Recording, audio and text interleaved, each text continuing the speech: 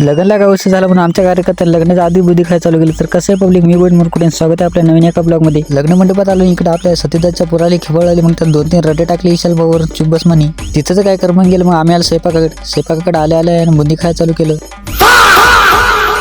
हे म्हणे मला ब्लॉग मध्ये घेऊ नको, थांब म्हणलं पहिले तुलाच घेतो. आणि यानं ते डायरेक्ट गिलासा तर घेतली होती. म्हणलं काहीतरी लाजागिजा वाटू तर तुम्हाला लग्न लागायचं राहिले. अवधी म्हणलं तुला सांगू का आम्ही कजवरलो बा, तुला तर लाजगीज काहीच वाटत नाही. मग तितक्यात आपल्या त्याला बोमा पण भेटला. मी सोबत आपण दोघं पण बुंदी खाऊ. त्याला सांगता आपला आशिष भाऊ भेटला. ते पा काय म्हणते.